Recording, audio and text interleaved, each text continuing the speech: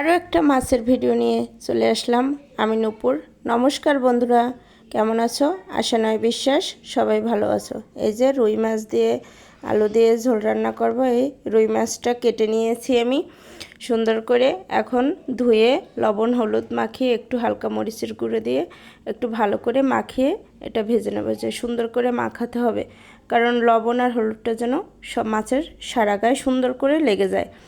এই যে এখন আমি কড়াইটা গরম করে দিয়ে দিয়েছিলাম, কড়াইটা খুব সুন্দর করে গরম হয়ে গেছে, তেল দিয়ে দিয়েছি। এখন মাছটাও দিয়ে দিলাম। কড়াই যদি ভালো করে গরম হয় তাহলে মাছটা সুন্দর করে এই যে উল্টে দেওয়া যায়। এই যে দেখো আমার মাছটা খুব সুন্দর করে উল্টে দিচ্ছি। এই যে একটুকু লাগে না, কড়াই যত ভালো গরম হবে মাছটা সুন্দর করে উল্টে যাবে। এই যে আমার মাছ ভাজা হয়ে গেছে। এই যে এই ব্যাজ আমি তুলে নিলাম, যে আস্তে আস্তে করে তুলে নিলাম। এই যে এখন মাছ তুলে নেওয়ার পর আমি আলুটাও সুন্দর করে ভেজে নেব। আমার খুব ভালো লাগে মাছের ভিতর আলু দিলে, আলুটা সুন্দর করে ভেজে নিলে আমার খুব ভালো লাগে। আমার যেরকম রান্না করি আমি সেইটাই আমি তোমাদের সাথে শেয়ার করলাম। এই যে দেখো আমার আলুটাও ভাজা হয়ে গেছে, এখন আস্তে আস্তে করে তুলে নেব। ওই যে ওই একই তেলে আমি জিরা ফোড়ন দিয়ে দিলাম, আর এখন একটু পেঁয়াজ দিয়ে দিলাম। এই যে পেঁয়াজটা হালকা করে ভেজে নেব। পেঁয়াজটা বেশি লাল করে ভাজবো না, আজকে একটু হালকা করে ভেজে নেব। তারপরে এই যে দেখো এক মুঠ কাঁচা ঝাল দিয়ে দিলাম, কারণ আমার ঝাল খুব পছন্দ। এই যে কাঁচা ঝাল দিলাম, একটু আদা বাটা দিলাম, এই যে লবণ দিয়ে দিলাম, হলুদের গুঁড়া, সব গুঁড়া মশলা দেবো, হলুদের গুঁড়া মরিচের গুঁড়া। এই যে সুন্দর করে একটু তেলের উপর হালকা করে একটু কষিয়ে নেব। তেলের উপর একটু কষালে হয় সুন্দর একটা কালার আসে। এই যে অল্প একটু জল দিয়ে দিলাম।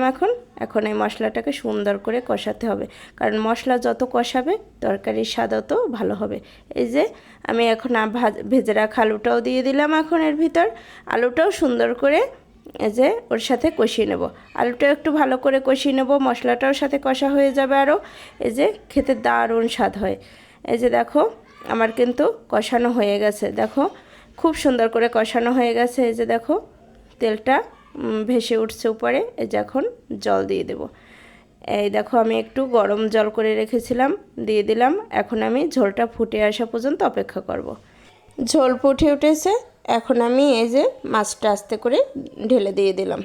এখন মাছটা একটু সুন্দর করে ছড়িয়ে সুন্দর করে দেব, যেন মাছটা সুন্দর করে ভালো করে ঝোলের সাথে একটু মাখো মাখো হয়ে যায়। এই যে আমি এখন অপেক্ষা করব একটু মাছটা সম্পূর্ণ রান্না হওয়া পর্যন্ত, কারণ মাছটা ভাজাও আছে, তারপরে যে আলুটাও কষানো আছে। এখন একটু পরিমাণ মতো আমার ঝোলটা টেনে গেলে আমি তুলে নেব। এই যে দেখো এই যে আমার কাঙ্ক্ষিত সেই ঝোল চলে আসছে। আমি এর বেশি আর কমাবো না, এরকমই রাখবো। এখন একটু গরম মশলা দিয়ে দিলাম, যেহেতু রুই মাছ একটু গরম মশলা তো দিতেই হবে, কারণ একটু গরম মশলা না দিলে রুই মাছে আমার কাছে ভালো লাগে না। তাই আমি একটু এই যে হালকা একটু চাপা দিয়ে নিলাম। হয়ে গেছে আমার এই যে রুই মাছ আলু দিয়ে সিম্পল ঝোল।